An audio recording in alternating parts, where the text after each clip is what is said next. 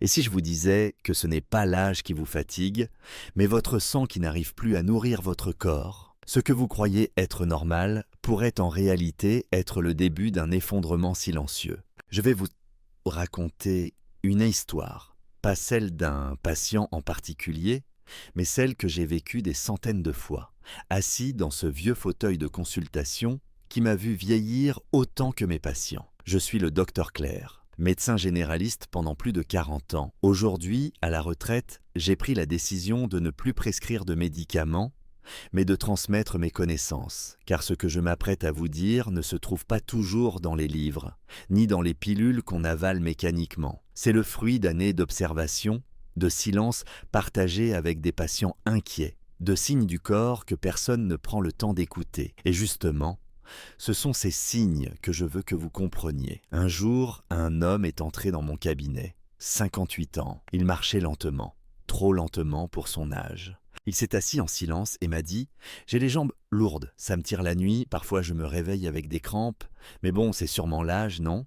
C'était devenu presque banal dans sa bouche, comme si la douleur était une routine. Mais ce qu'il ignorait, c'est que cette banalité cachait un danger bien plus sérieux. Sa circulation sanguine était en train de se détériorer, lentement, silencieusement, jusqu'au jour où un caillot, un simple petit caillot, aurait pu tout arrêter. Ce que je veux vous dire aujourd'hui, c'est que le corps ne se tait jamais. Il parle tout le temps, mais dans notre société pressée, on ne l'écoute plus. Ou pire, on l'interprète mal. Combien d'entre vous vivent avec des pieds froids en permanence, même sous la couette en été ? Combien supportent des fourmillements en regardant la télé ou doivent s'arrêter en pleine rue à cause d'une douleur dans le mollet qui devient insupportable ? Vous pensez que c'est l'âge. Vous vous dites que c'est normal. Je vous le dis, ce n'est pas normal. Ce sont les signaux faibles d'un système vital en déséquilibre. Ce que vous ressentez, ce sont les premiers messages d'un réseau circulatoire qui s'encrasse,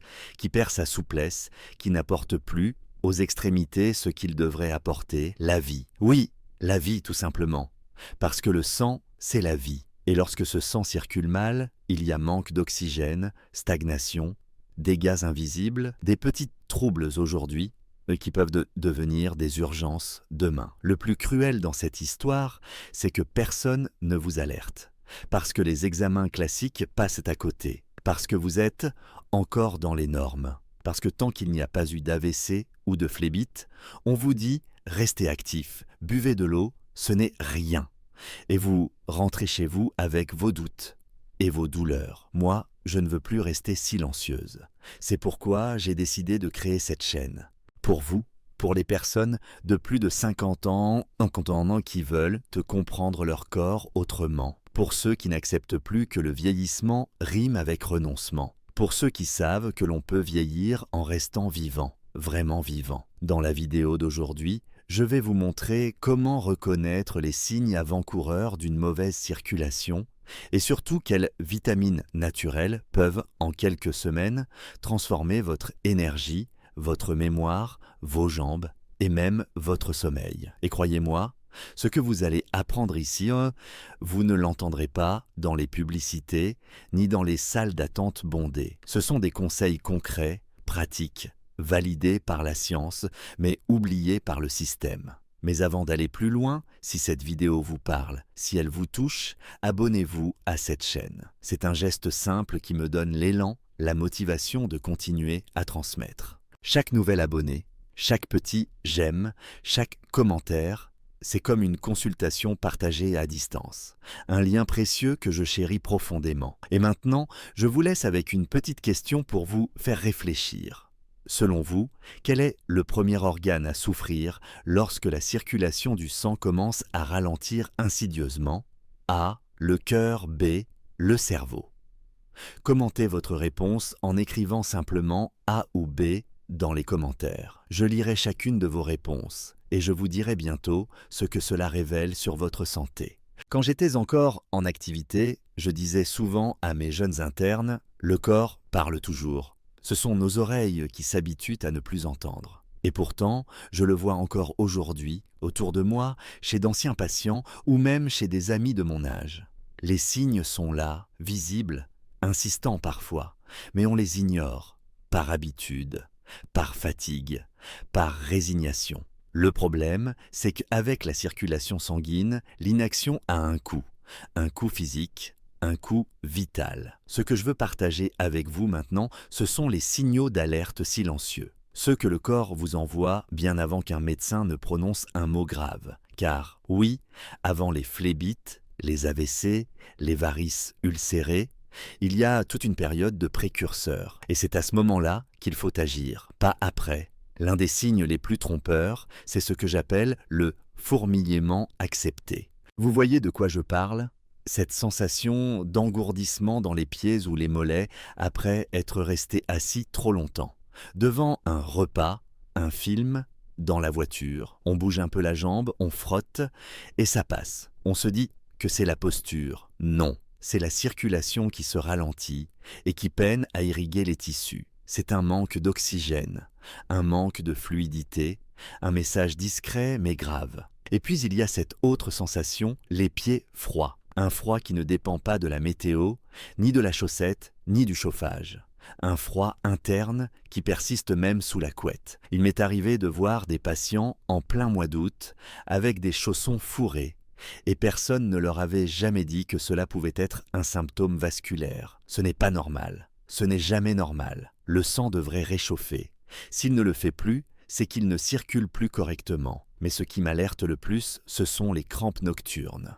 Parce qu'elles réveillent, parce qu'elles surprennent, parce qu'elles sont brutales. Un muscle qui se crispe sans prévenir, une douleur vive, souvent dans le mollet ou la plante du pied, qui oblige à se lever, à marcher, à se masser. Ce n'est pas une simple carence en magnésium, comme on l'entend trop souvent. Non, dans la majorité des cas, après 50 ans, c'est l'insida, quand c'est le signe que le muscle est mal nourri, que la circulation est insuffisante au repos, là où elle devrait justement être la plus stable.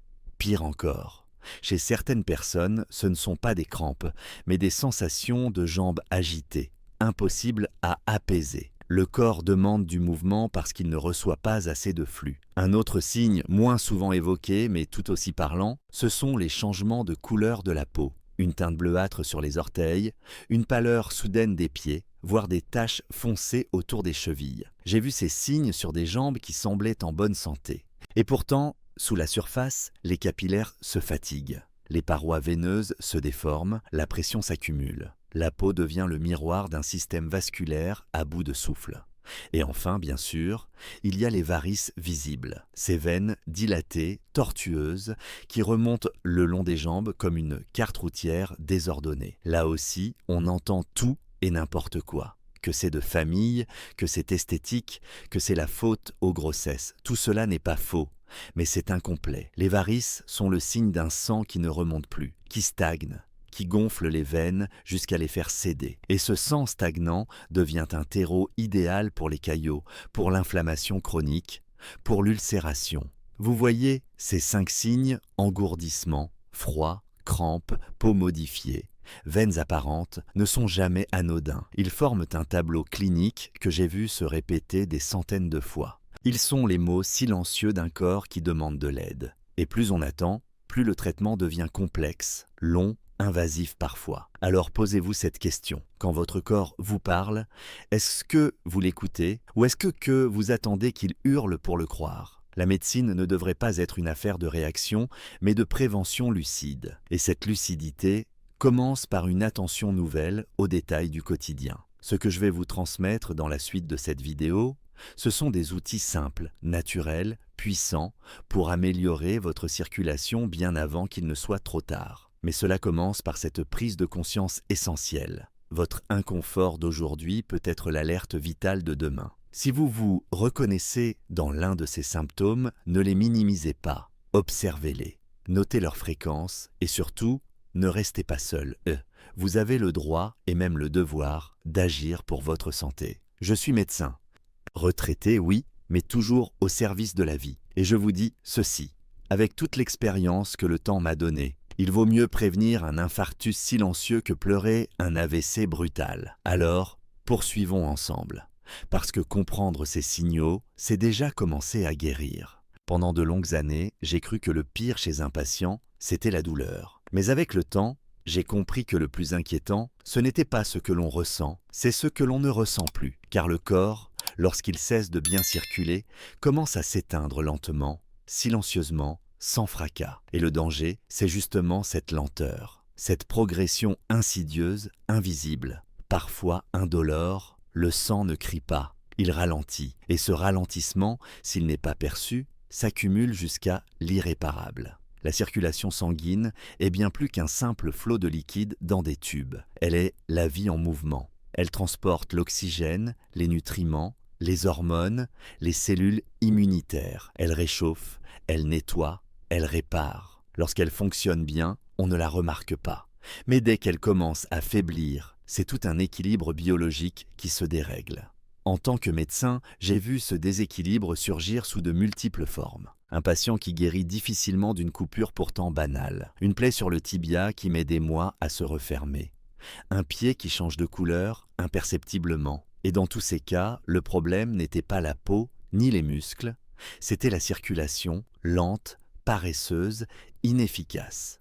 Quand le sang n'arrive plus jusqu'aux extrémités, les tissus meurent à petit feu. La régénération ralentit, le moindre choc devient une menace. C'est ainsi que des gens actifs, encore autonomes, se retrouvent en quelques mois avec des ulcères variqueux ou des infections chroniques aux jambes. Mais le sang ne nourrit pas que la peau, il alimente aussi les muscles. Et croyez-moi, j'ai vu des hommes robustes perdre leur force sans comprendre pourquoi. Ce n'était pas un problème articulaire, ni un manque d'exercice. C'était une fonte musculaire liée à un apport sanguin déficient. Le muscle affamé finit par s'épuiser, se contracter, puis se relâcher définitivement. Et avec lui s'en va l'autonomie. Marcher, se lever, porter ses courses deviennent des exploits. Je me souviens d'une patiente, Madeleine, 72 ans, ancienne danseuse. Elle était vive, droite, élégante. Mais depuis plusieurs mois, elle sentait ses jambes s'alourdir, puis elle chutait plus souvent. On parlait d'arthrose, de l'âge, jusqu'au jour où elle n'a plus pu se relever seule. Son IRM ne montrait rien de grave, mais son Doppler veineux, lui, racontait une autre histoire. Ses veines profondes ne faisaient plus leur travail. Sa force ne disparaissait pas dans les os. Elle s'évaporait dans un réseau veineux trop fatigué pour remonter le sang. Et ce que peu de gens savent, c'est que ce manque de circulation peut aussi aggraver d'autres pathologies déjà présentes. Le diabète, par exemple. Lorsque les nerfs sont déjà fragilisés, une mauvaise circulation empire la neuropathie. Brûlures dans les pieds, sensation de choc électrique, perte de sensibilité.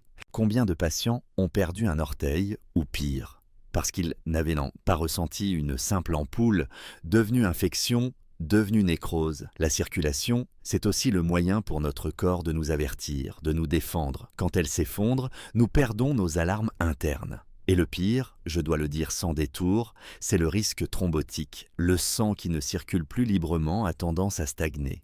Et ce sang stagnant devient plus visqueux. Il adhère aux parois, forme des amas, des caillots. On les appelle thrombus. Ces caillots peuvent rester sur place, provoquant des douleurs, des gonflements, des rougeurs, ou pire, se détacher et migrer. C'est que qu'on redoute tous. L'embolie pulmonaire, souvent fatale. L'AVC qui détruit une vie. En quelques minutes, le caillot dans une artère coronaire qui interrompt brutalement le cœur. J'ai vu cela, trop souvent, chez des gens qui la veille encore allaient bien. Et qui, le lendemain, étaient entre la vie et la mort pour un problème qu'on aurait pu prévenir. Si seulement on avait écouté, observé, compris que la fatigue chronique, les jambes gonflées le soir, les douleurs qui apparaissent à la marche puis disparaissent au repos, ne sont jamais banales. Car c'est aussi cela, la mauvaise circulation, une progression trompeuse. Au début, on s'adapte, on marche moins, on évite les escaliers, on met des bas de contention sans savoir pourquoi. Et peu à peu, le corps entre dans un cercle vicieux. Moins de mouvement, il y a moins de circulation, plus de stagnation, plus de risques. Mais tout cela, je vous le dis avec force, n'est pas une fatalité. Car la beauté de notre système vasculaire, c'est sa capacité d'adaptation. Même fatigué, il peut retrouver de la vitalité. Même ralenti, il peut réapprendre à pulser correctement, à condition, bien sûr, de lui offrir les bons gestes, les bons nutriments, les bonnes habitudes. Mais cela, je vous en parlerai bientôt. Pour l'instant, Retenez ceci, si vous avez une plaie qui ne guérit pas, des jambes qui faiblissent sans raison, des brûlures étranges dans les pieds, ou si vous vous sentez tout simplement moins vivant qu'avant, posez-vous cette question essentielle. Est-ce que mon sang fait encore son travail? Car si la réponse est non, ou si vous avez un doute, c'est le moment de réagir. Pas demain, pas après un incident, maintenant. Je suis médecin, j'ai soigné, j'ai accompagné, j'ai vu la fin chez ceux qui n'ont pas écouté. Aujourd'hui, je vous tends la main pour que vous puissiez vivre plus longtemps, mais surtout mieux, car il n'y a pas de vieillesse inévitable. Il n'y a que des circulations qu'on abandonne ou qu'on décide de soutenir. Et vous, qu'allez-vous choisir? Pendant des décennies, à écouter les corps, à lire les analyses, à voir les visages fatigués, que la médecine moderne finit par standardiser sous des mots techniques, j'ai fini par comprendre une chose essentielle. Nous cherchons souvent des solutions complexes à des problèmes simples. La mauvaise circulation en est un parfait exemple. On lui colle des bas de contention, des anticoagulants, des diagnostics effrayants, alors que parfois, la solution se trouve dans notre assiette. Et je ne parle pas ici de recettes miracles ou de régimes extrêmes. Je parle de nutriments essentiels, de vitamines spécifiques, que j'ai vu transformer la qualité de vie de mes patients. Je me souviens d'un homme nommé Henri, 67 ans, ancien facteur, très actif, mais dont les jambes étaient devenues un fardeau. Crampes fréquentes, peau terne, fatigue constante. Aucun médicament ne semblait vraiment efficace. Ce n'est que lorsque nous avons revu son alimentation que les choses ont commencé à changer. Et aujourd'hui, je veux vous expliquer pourquoi certaines vitamines précises peuvent, à elles seules, soutenir, protéger et parfois même réactiver votre réseau circulatoire. La première dont je veux vous parler, c'est la vitamine B3, aussi appelée niacine. Elle n'a rien d'exotique et pourtant, elle agit comme une huile fine dans un moteur grippé. Cette vitamine est indispensable à la santé des vaisseaux, car elle contribue à leur souplesse, réduit la formation de dépôts, fluidifie le sang. Je l'ai vu faire des merveilles chez des patients atteints de varices profondes ou d'insuffisance veineuse chronique. La niacine a également un effet très clair sur le cholestérol. Elle diminue les LDL, ces graisses qui obstruent les artères, et augmente les HDL, celles qui les nettoient. Ce n'est pas un détail, c'est une protection active contre les plaques, contre la rigidité artérielle, contre l'AVC. Mais ce qui m'a toujours fasciné avec cette vitamine, c'est son effet sur le cerveau. Car une bonne circulation, c'est aussi une bonne oxygénation du cerveau. Et la niacine, en améliorant la vascularisation cérébrale, peut préserver la mémoire, soutenir la concentration, ralentir le vieillissement cognitif. C'est ce que j'appelle une vitamine double effet. Elle agit en profondeur sur le corps et sur l'esprit. La bonne nouvelle, c'est qu'on la trouve facilement. Dans les œufs, le blanc de poulet, les poissons gras comme le saumon ou le thon, et dans les amandes. Inutile de courir vers des compléments, sauf indication médicale stricte. Car en excès, la niacine peut provoquer ce que l'on appelle le flush. Des rougeurs, des démangeaisons, une sensation de chaleur désagréable. Encore une fois, la modération et la régularité font la différence. La deuxième vitamine, à ne jamais négliger, c'est la vitamine C. On la réduit trop souvent à un stimulant immunitaire, alors qu'elle joue un rôle fondamental dans la résistance des vaisseaux sanguins.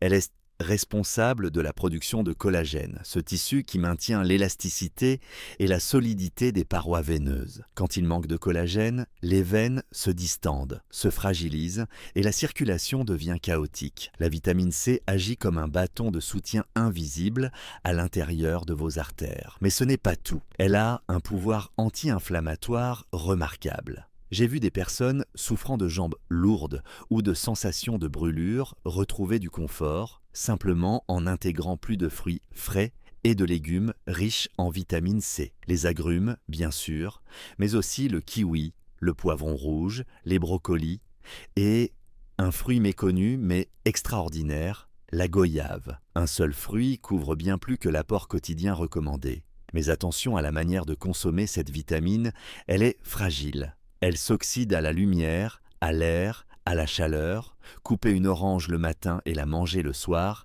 c'est en perdre la moitié. Il faut consommer les aliments frais, entiers, idéalement crus ou peu cuits. Et comme toujours, les compléments doivent rester une exception, car en dose trop élevée, la vitamine C peut irriter les intestins ou favoriser les calculs rénaux. La troisième vitamine que je recommande avec insistance, surtout chez les personnes âgées, c'est la vitamine K.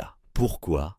Parce qu'elle est l'équilibre même entre coagulation et fluidité. Trop de coagulation, c'est le risque de thrombose. Pas assez, c'est le risque d'hémorragie. La vitamine K est cette clé de voûte silencieuse, souvent négligée, mais essentielle au bon fonctionnement de notre système circulatoire. Elle a une autre mission moins connue, empêcher le calcium de se déposer dans les artères. Ce calcium, lorsqu'il s'accumule dans les parois vasculaires, les rend rigides, cassantes, propices à la rupture. La vitamine K agit comme un gardien. Elle oriente le calcium vers les os, là où il doit être, et non vers les artères.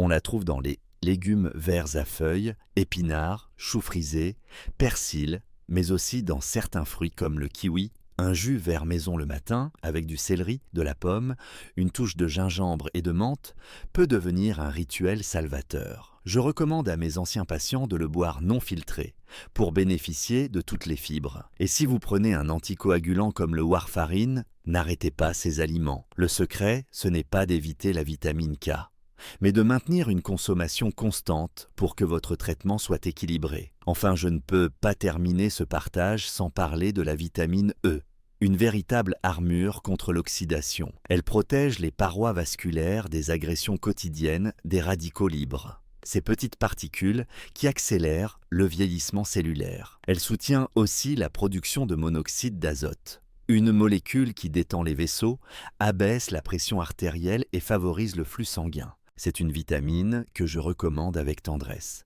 Elle ne fait pas de bruit, elle ne donne pas d'effet immédiat, mais elle prépare le terrain, elle stabilise, elle protège. On la trouve dans l'huile d'olive vierge, l'avocat, les jaunes d'œufs, les graines de tournesol, les amandes. Une poignée par jour et vous avez déjà parcouru la moitié du chemin.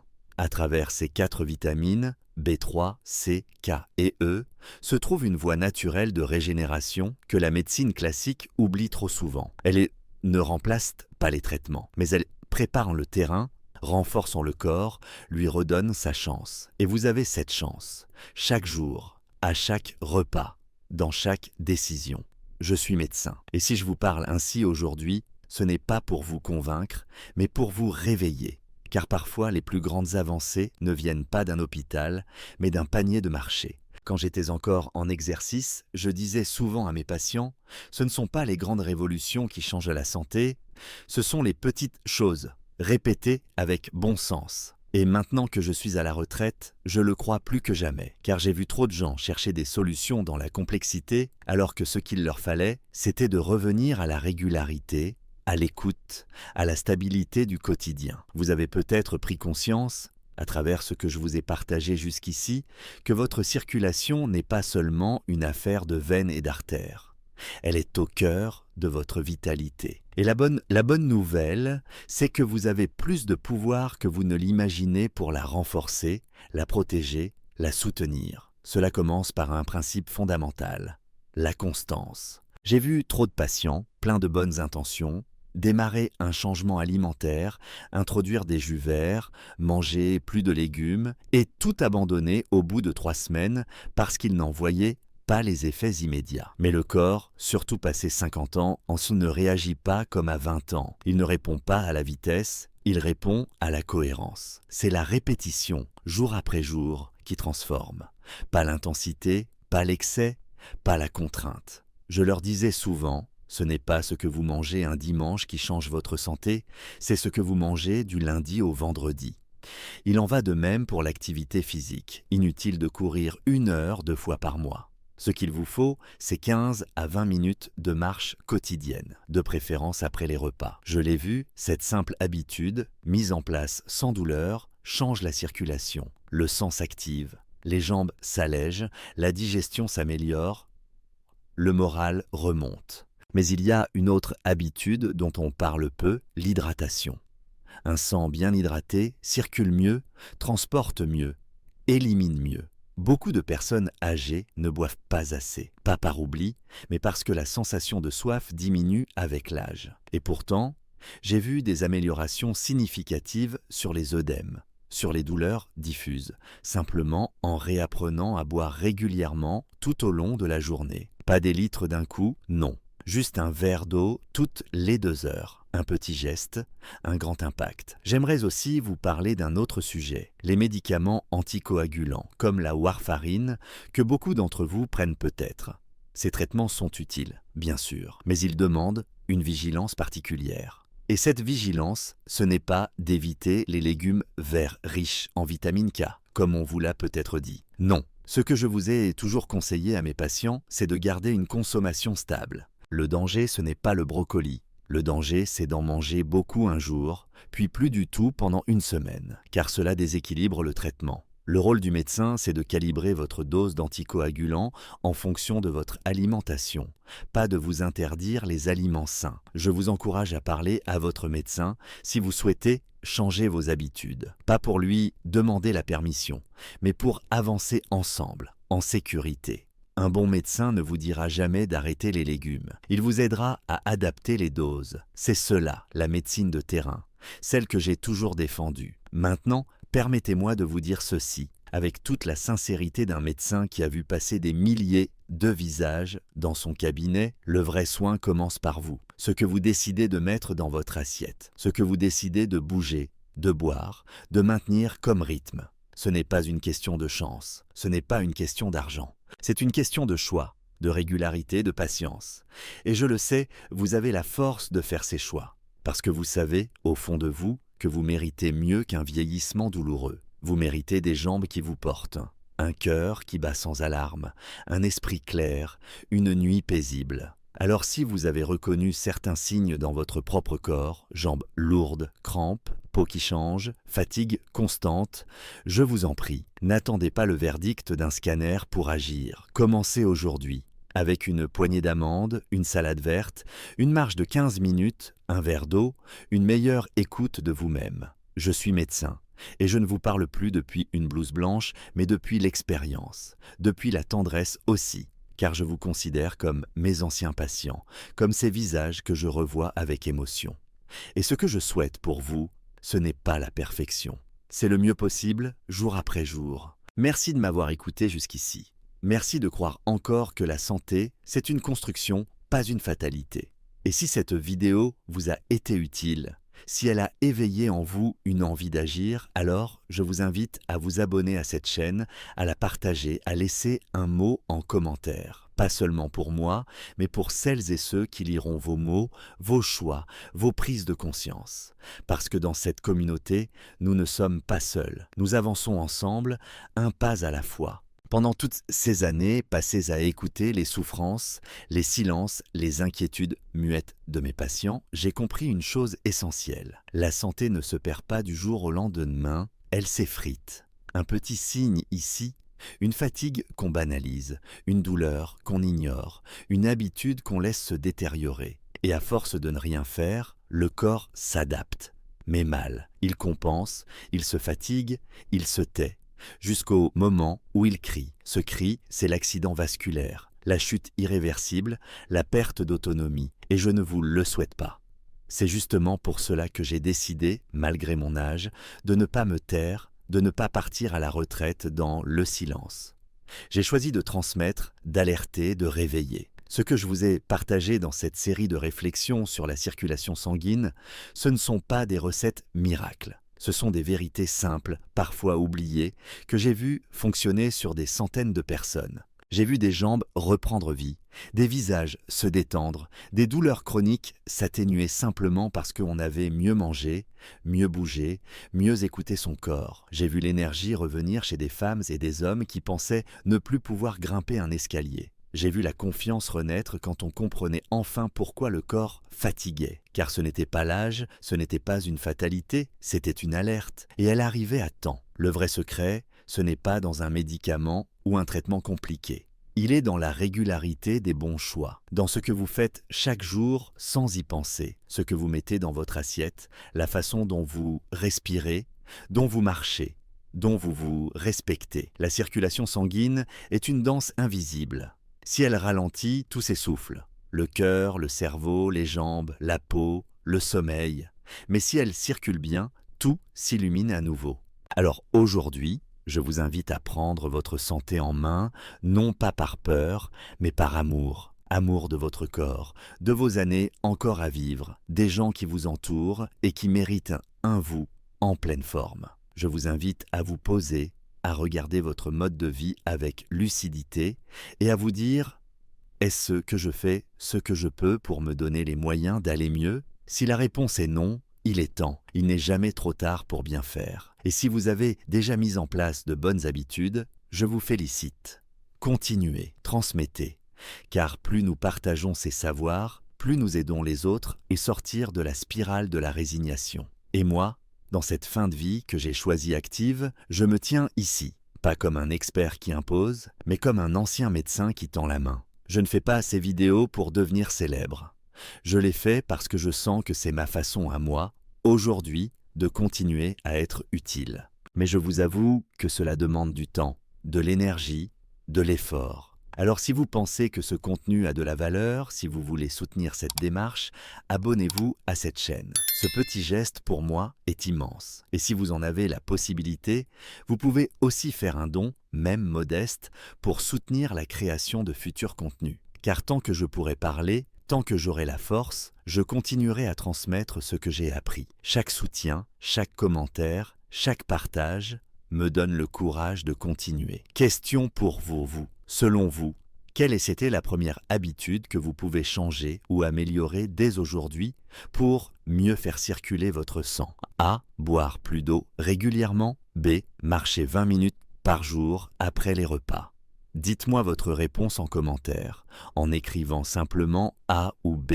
J'ai hâte de lire vos retours et de voir quelle habitude vous choisirez de transformer. Cela inspirera sûrement d'autres personnes aussi. Merci pour votre écoute, merci pour votre confiance. Et si ce que je fais résonne en vous, abonnez-vous, partagez cette vidéo autour de vous.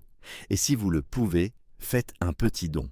Parce qu'ensemble, on peut faire circuler bien plus que du sang. On peut faire circuler la vie.